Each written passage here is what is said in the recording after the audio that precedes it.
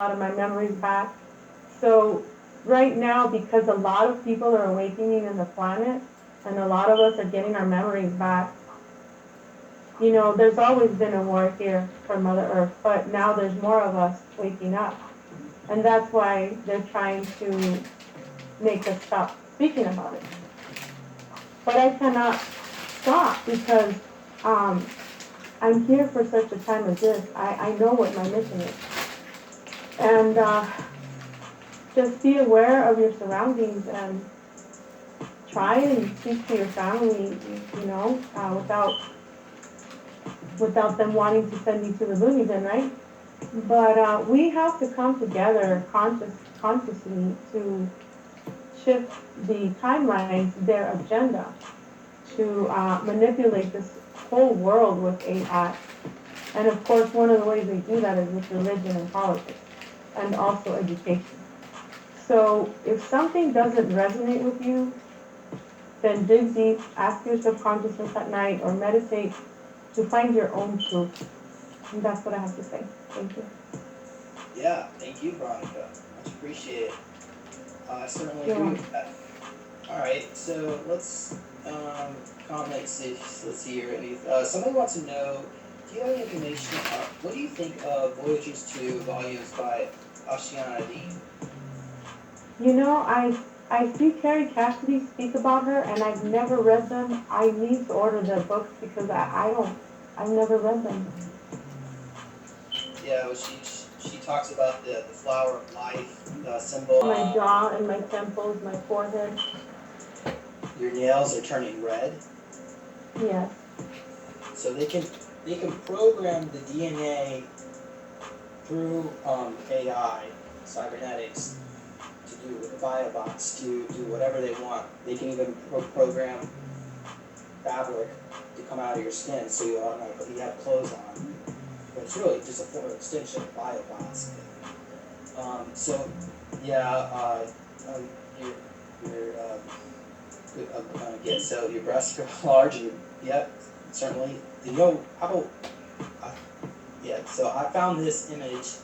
I mean, obviously this is not exact replica because this is just something I found online, not something we had somebody drawn up for you. But you said that You this. can show them. You can show them the picture where I was so overweight and that I just recently trained myself to lose weight in training.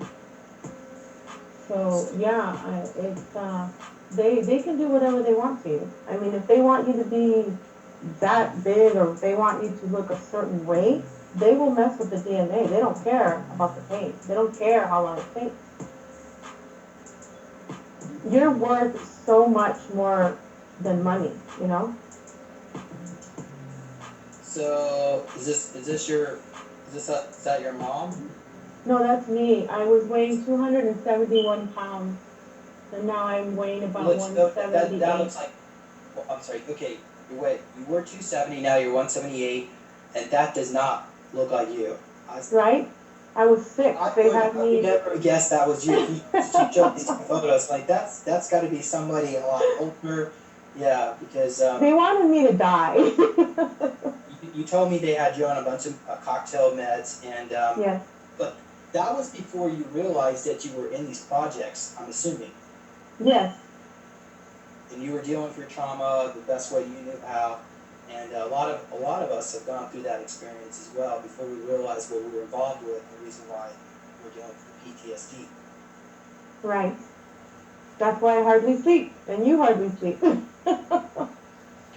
Okay, so I'm going back in the chat room to see here if you have any.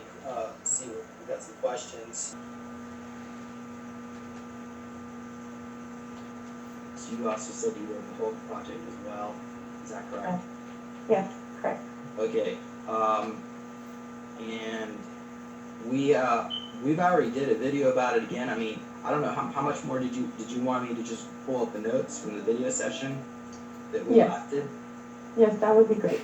Okay. Let me give me a moment here. I'll do that. And that was back in March, and it says here March 4th, and this was my notes. Okay, I got the notes here. So I'm gonna have to. I'm sharing my screen. Try to share my screen. Okay, now I'm sharing my screen. Okay. So we start off with this Sandra character. Who's this Sandra? It was the name of the AI machine, the computer screen.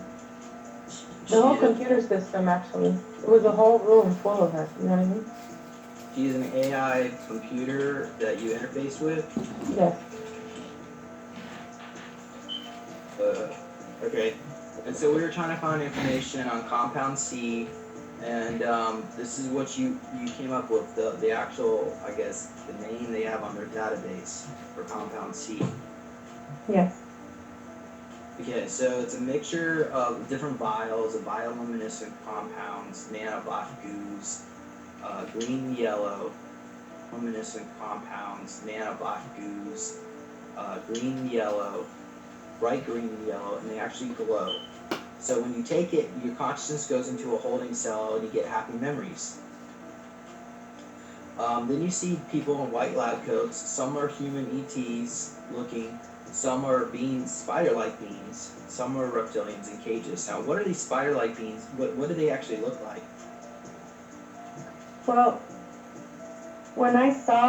during the regression, I saw spider beings going in and out, like forming from spiders to doctors being in lab coats. It was kind of weird. You actually saw the spiders in doctors' lab coats? Yeah. Does that mean they had 6 appendages and coming out, or is it just the face looked like a spider? No, the whole thing. 6 appendages, the arms, the eyes, black, and so they would transform. They would go from being the spider being, then they would go into being a doctor in a lab coat. It was kind of weird. Okay, so they would transform. Yes. They would transform from spider to human. Oh, you put go back to it says quailed via of it says MU blood instead of mine. Real quick, sorry, don't mean to correct you, but where it says mixture of bloodstream, quailed vial of, and then it says MU. So yeah, mine. Yeah, your blood. What does quail mean? It's a quaalude that they use. Like when I was in the army, they used anthrax mixed with a quaalude to inject me and other soldiers during the Gulf War. It's terrible. Yeah, So yeah, that is pretty bad. Yeah, it's bad. Did you get chronic fatigue from all that? Yes, and back injury, migraines. I still have migraines to this day. I had cervical cancer. Some men died of testicular cancer, and some women died of cervical cancer. Some men and women died from migraines. And of course, we all have the darn PTSD thing. You know, I hardly sleep. It's really hard. I understand. Okay. Yeah. Okay. All right. So all right. So these spider being, but you wouldn't see spider-like beings working on people. They, not. No, not working on people. No. Okay. Okay. So then you see reptilians in cages. What were they doing in cages? They were. It was like a dark bluish light in there. It was dark. They were holding them for experiments. And then I know I'm going a little bit forward, but they were rattling the cages when they saw you in your transformation as the Hulk. They were pretty afraid of you. You're really, really tall. Okay, yeah, I got that in my notes here. We'll get to that. Yeah, okay. Okay, so there's some spiders in lab coats. We already got that.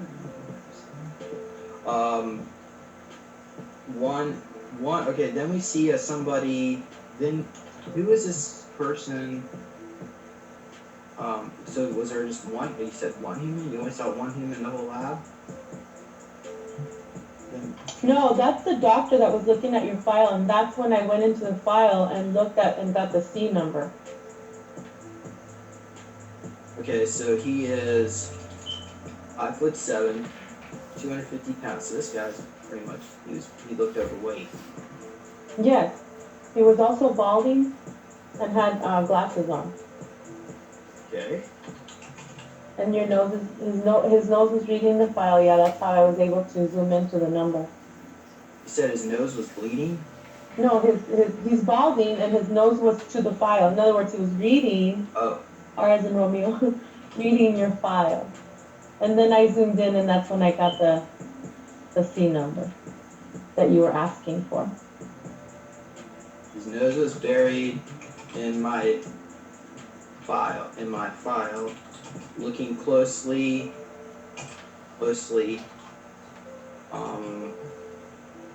at what was on the page. Were you able to see what was on that actual paper? Yeah, remember I told you that it was, okay, so it was the C number, the 069CU, blah, blah, blah, right? It was your file, and then also there was like a brownish other file attached to that with all your Valor, your certificates, your badges, everything that you had received from all other programs. Okay, hold on a second. The word showed red/cure. It's a formula they inject me with. Okay, yeah, the C//URE and then the number 069CU, all that was in that file. On the left 069CU, all that was in that file. Cure. It's a formula they inject me with. Okay, yeah, the C//URE and then the number 069CU, all that was in that file. On the left part of the file that he was Okay. using. So Yeah. it's just it's a formula they inject me with. Okay. It looks emerald green and yellow. Okay, it looks like emerald green and yellow colored lava light. Like a lava lamp. And it glows. Yes. It looks like an emerald green and yellow colored lava light that glows in a vial which is rounded in shape. On top, and on the bottom.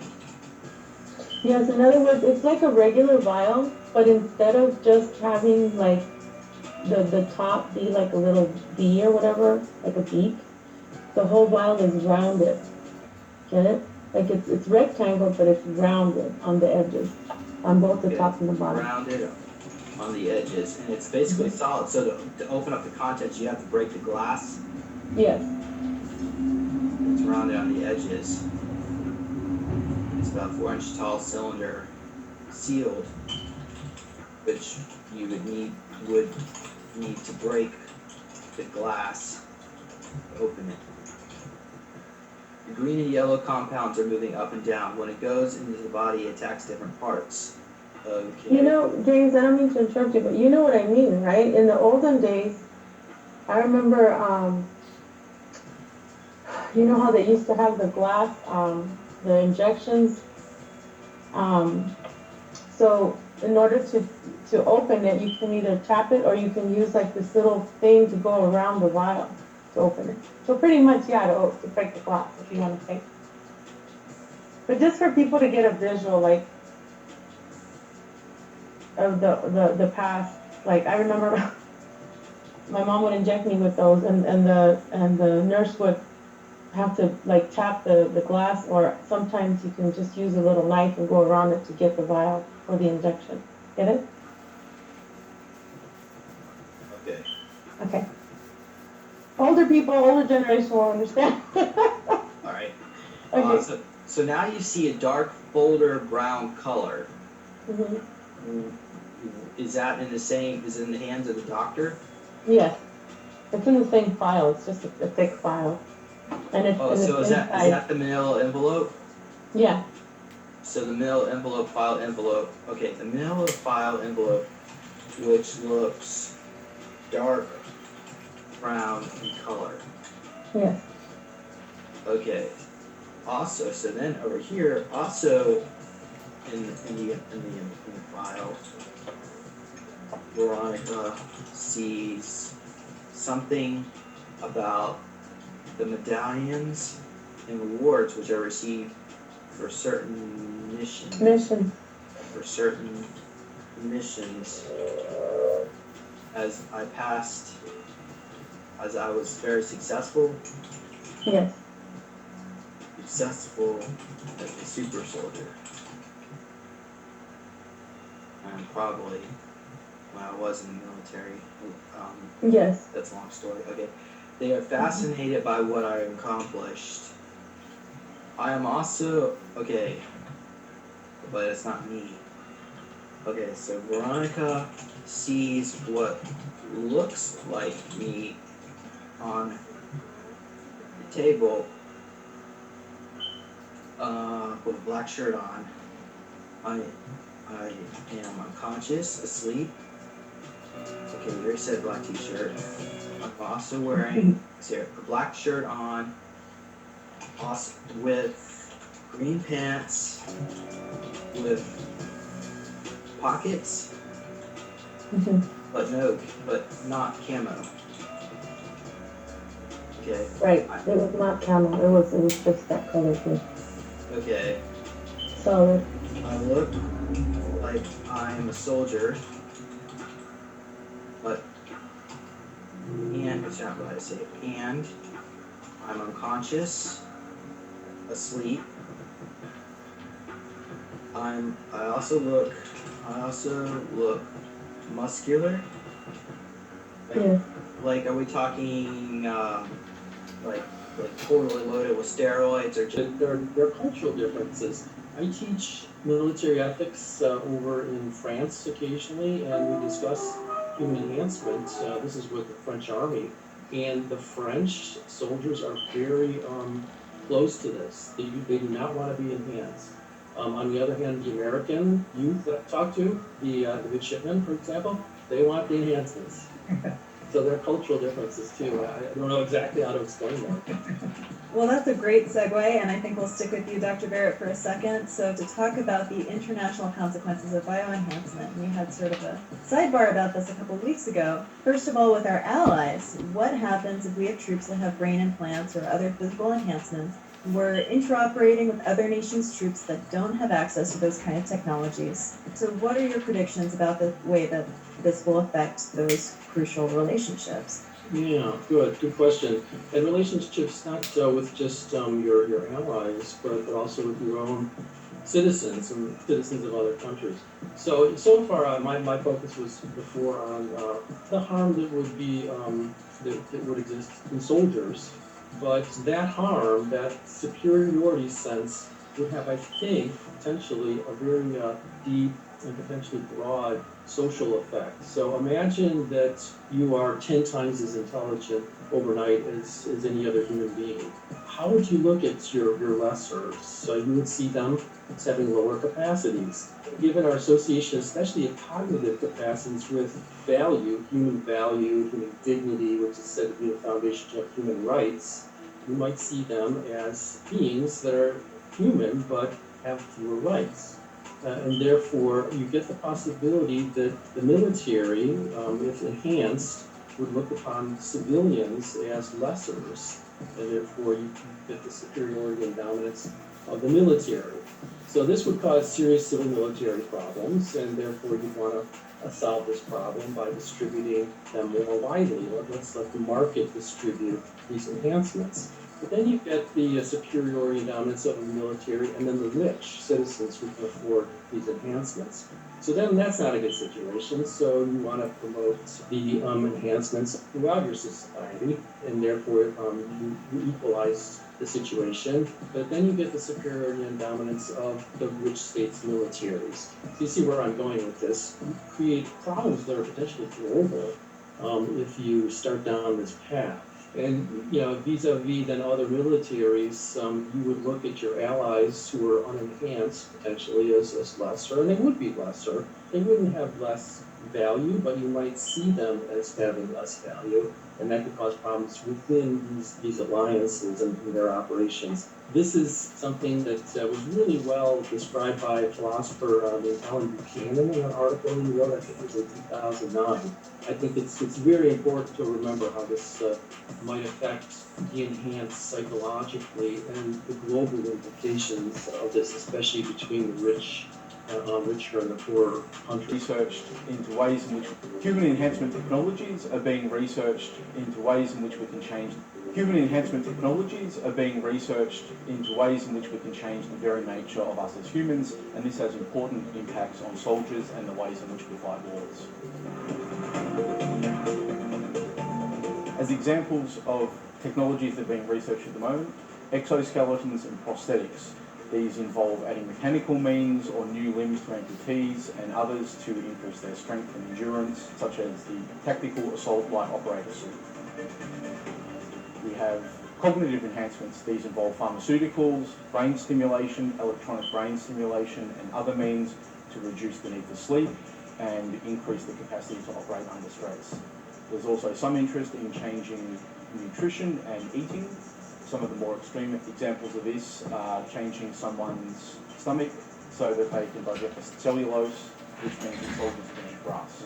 In terms of enhancement and ethics, there's been a lot of ethical interest in enhancement for a while.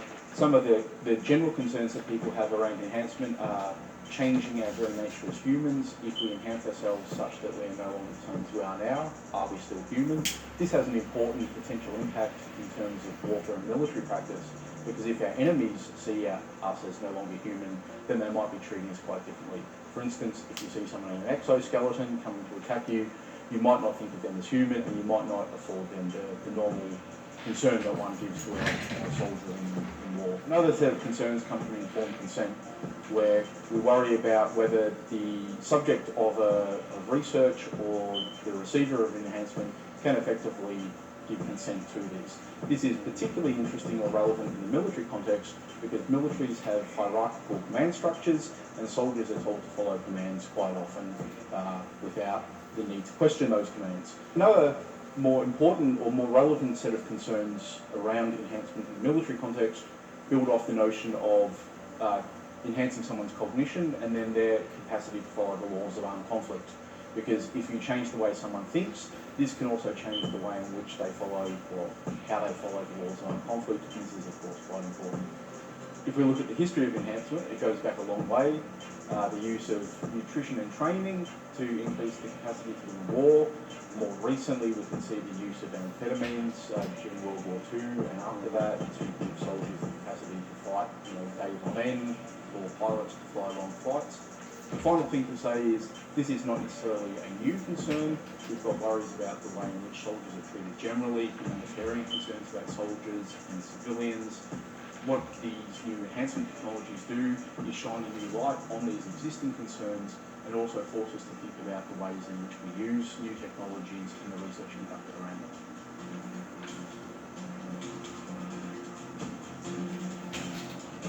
It has, now, the SSP has a 20-year timeline where they want to release these, slowly roll out these technologies, the first one being the Regenentech, but we need to get everything released as fast as possible to get us off money because that's what's going to basically allow us to be taken over. So I personally think we're going to, I don't know, maybe if this message gets to somebody who can do something about it, maybe that can change. But anyway. Okay, so Nathan, let's go on here. Yeah. Nathan is on a moon base where he's being tortured. 45 9-air 6457. And the injections, some injections you saw earlier were CO2 modules to implant memories. Then they want to cover up the memories. Of course, if you're being subjected to different clone bodies, it makes you wonder how the memories actually transfer. But okay, yeah, so you can read that last thing. What's going on? Okay, so here's some more. He says Alpha Squad claims to be more ethical than Alpha. The splinter group from Alpha was Omega, and Duncan's group, I don't know if anybody knows who Duncan Athenian is, but Duncan's group was connected to Omega. So I was probably one of the kids. They took to Vietnam, and Duncan said used their psychic abilities to kill people in Vietnam. They were actually using us as batteries, because at Montauk, the Draco referred to us as batteries, or the Thuban Draco, so it would more make sense that they would just try to find another way to use it like that. So the council has two groups, there you go, someone trying to cover it up. I don't know which group Alpha Squad works with. I mean, they might be their own military contractor. I couldn't tell you. Okay.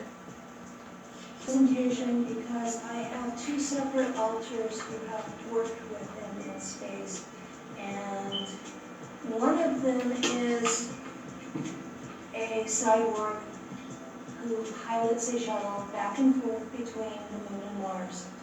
And cyborgs in these programs are considered to be machines. They have no rights. Okay, your basic super soldiers, your basic SSP folks, they'll bring us back from the dead.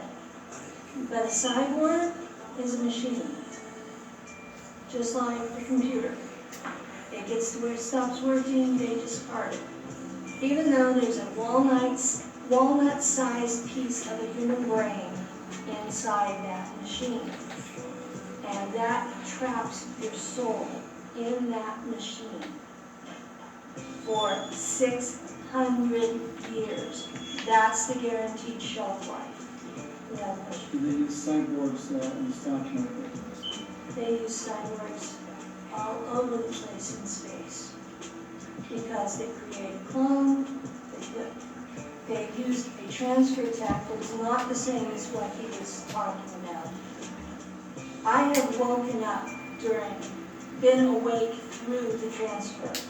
They put your body, me, into a tank with a yellow gel, and I have a wire in my spine, just like in the Matrix, and I'm looking at this naked clone in a identical tank, and then I'm looking at my body unconscious. And then they take me out of that gel and put me in stasis for the entire time that clone is operating. Which, I know they say it's 20 years, but I've had more than one alter that served for 50 to 60 years. So it depends on what your body is capable of doing. I'm generation 1, I think. So they did a lot of stuff to me that they didn't do to the rest of them. My training was more like the Monarch training, except instead of starting like they did, they started with raping and sodomizing us, and I was 4 at the time. Like I said on the panel on Friday, 80% of my group were dead at the end of the first year. And those of us who survived then went through 6 months at Montauk, because everybody had to go through Montauk. And then we were weaponized. Exactly who I am. So, if you've seen Stranger Things, that is a much sanitized version. Much sanitized. I lived where you were in a cage at Montauk. I was at Langley, and we had a room that was, you know, the child's nest cots? That was on one wall. There was a sink that also served as a toilet, and that was it. When they turned the lights out, you were in the dark, there were no windows, you were there by yourself. And when they pulled you out, you weren't allowed to talk to anybody. They had mind wiped me first, so I had no memory. I didn't know anything. And they spoke minimal English, to us. There was not a lot of speech, so I had like 500 words, and they were in basic English. And by the time I was 9, they sent me through the Mars jump gate that is in New York City, and I was on Ellie's Prima. That's how we say it. And I was taught German. Actually, a German dialect that's called Schwabisch. And on Earth, that's a hillbilly form of German. In Nachtwaffen, that's what we speak. That's our language. So my German is a little bit different than what people say. So Ellie's Prima started off as a base that formed a colony around it. And eventually, the base Neuschwabenland in Antarctica was transferred to a new colony on Mars that they called Neubringen.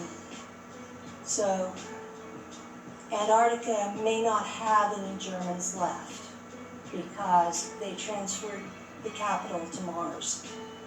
So what was going on in the whole move to Antarctica thing was the aristocracy were Teutonic Knights. And they were watching Hitler listen to astrologers and lose the war. And they were watching good people die. Now, Hitler had been a hero at the beginning because the bankers, the bankers that are destroying us, they had targeted Germany first. And Hitler was beating them. And that's why he was a hero. He saved the German people from starvation.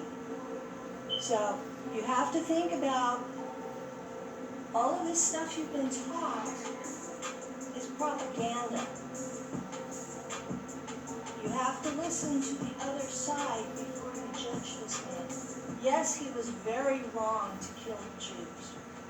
Very wrong. But you gotta understand. He killed the Khazarians, he didn't kill us. The war in Germany, the Allied powers took all of those German veterans and put them in camps and starved them to death. They killed 5 million German veterans in a matter of 6 months.